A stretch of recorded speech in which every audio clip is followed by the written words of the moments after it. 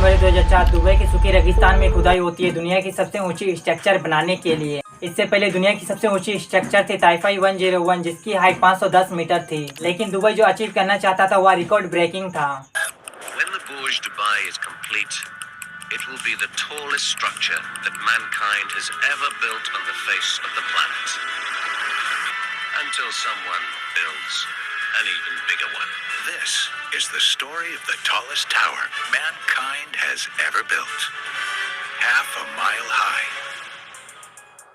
दोस्तों लगभग 48,000 सालों के लिए दुनिया का सबसे ऊंचा स्ट्रक्चर था the great pyramid of Giza, जिसको 2560 ईसा पूर्व यानी 4580 सालों पहले बनाया गया था। और माना जाता है कि इन सब पिरामिड को बनाने में 20 से 27 सालों का समय लग गया था और इसे एक तून के तौर पर बनाया गया था फेरू खुफू के लिए, जिसकी हाइट 145 मीटर थी। और इस रिकॉर्ड को केवल 300 के बाद ही तोड़ा गया जब इंग्लैंड में एक कैथीड्रल बना जिसकी हाइट 160 मीटर थी। बेसिकली यह एक ईसाई चर्च था। 1311 से लेकर 1884 के बीच सबसे ऊंची इमारत ज्यादातर चर्च ही थे, जो कि एक चर्च का रिकॉर्ड केवल दूसरा चर्च ही तोड़ने में लगा हुआ था, जब तक कि 1989 में एफिल टावर नहीं बन गया। लेकिन एफिल टावर बेसिकली एक बिल्डिंग नहीं है जहाँ पर इंसान आसानी से रह पाए। कि अगर लोगों के रहने के लिए बिल्डिंगों की बात करें तो 1884 में शिकागो में सबसे पहले बिल्डिंग बना जिसकी हाइट 54.4 मीटर थी, जिसे एक्चुअली एक स्काई स्क्रैपर कहा जा सकता है, जहां पर लोग रहकर अपना काम कारोबार कर पाते थे।